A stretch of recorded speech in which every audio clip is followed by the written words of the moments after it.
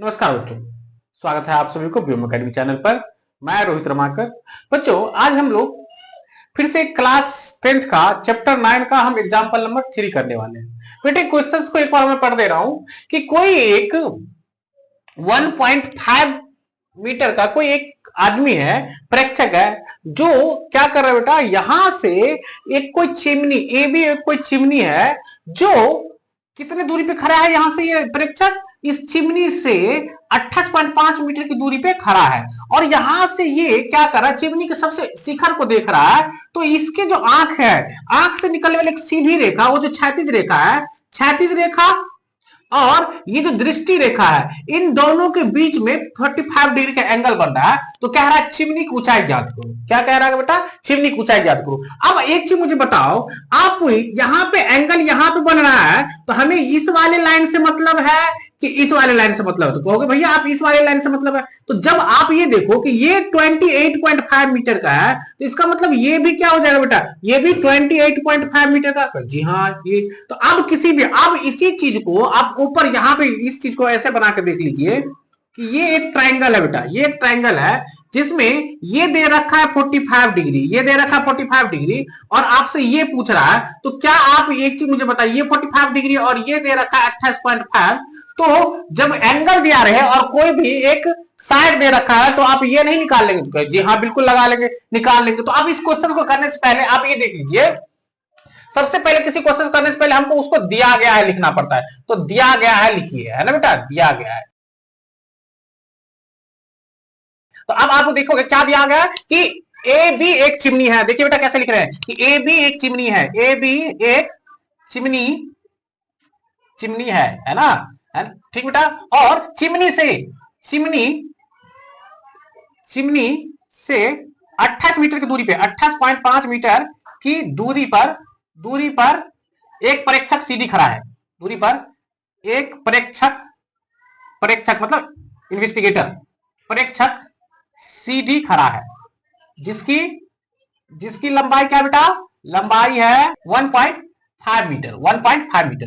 तो अब एक चीज मुझे बताओ, तो अब इन दोनों के, अब ये इसके प्रेक्षक के उन्नयन कोण यहां से जो देख रहा है, तो उन्नयन कोण कितना है बेटा? उन्नयन कोण आपको भैया इसके आंखों पे जो एंगल बन रहा है वो 45 डिग्री का बन रहा है। तो अब एक चीज मुझे बताओ बेटा, अगर इस एंगल के लिए क्या है, P, और दे क्या रखा है आपको, इस एंगल के लिए हो गया P और ये हो गया B।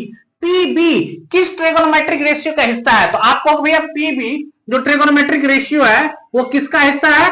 तो PB यहां पे लिख लियो, पंडित भोला प्रसाद हर हर बोले। तो बेटा PB किसका है? नीचे ये tan थीटा का है। तो आप यहां पे क्या लिखोगे सबसे पहले कि ADE में, ट्रायंगल किसमें बेटा? ADE में, ट्रायंगल ADE में क्या दे रखा है बाबू? तो हमको ये डी तो दे ही रखा है। तो अब यहाँ पे लिखेंगे कौन सा चीज लगा रहे हैं, तो हम ये लगा रहे पी भी किसके लिए? टेन के लिए। तो आप लिखोगे यहाँ पे टेन, एंगल कितनी बात की जा रही? 45 डिग्री। अब जब एंगल 45 डिग्री की बात की जा रही तो इसके सामने वाला क्या हो जाएगा? हमको पी बाय एच लिखना है ना, सॉरी पी बाय बी लिखना है। तो पी इसके लिए क्या हो जाएगा?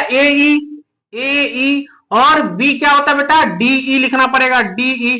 क्यों ऐसा हमने लिखा? क्योंकि टेन का ट्रिगोनोमेट्रिक रेशियो होता है P बाय बी, ये बताना पड़ेगा। 1045 की वैल्यू बेटा तो 1 और AE की वैल्यू मुझे नहीं पता है, AE की वैल्यू। अब ये तो पता है बेटा 28.5, जी हाँ। अब इसके नीचे कुछ नहीं है तो 1 लगा दिया और इस दोनों को हम क्या कर देंगे?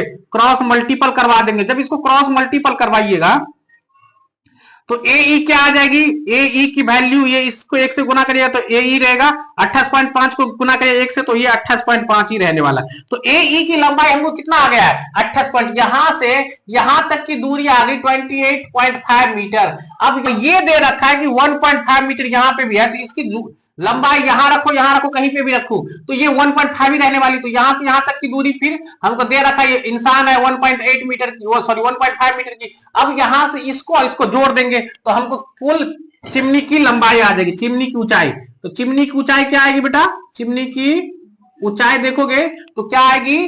तो AE में आप बालक की जो ऊंचाई है, प्रेक्षक की ऊंचाई है, उसको हम अगर जोड़ दिए, प्रेक्षक की ऊंचाई क्या है? BE है। तो AE आ चुका 28.5 और उसमें हम BE जोड़ दिए कितना? 1.5, तो ये कितना हो गया? 30 मीटर आंसर, चिमनी की ऊंचाई क्या हो गया 30 मीटर। दैट्स इट, समझ में आया क्या।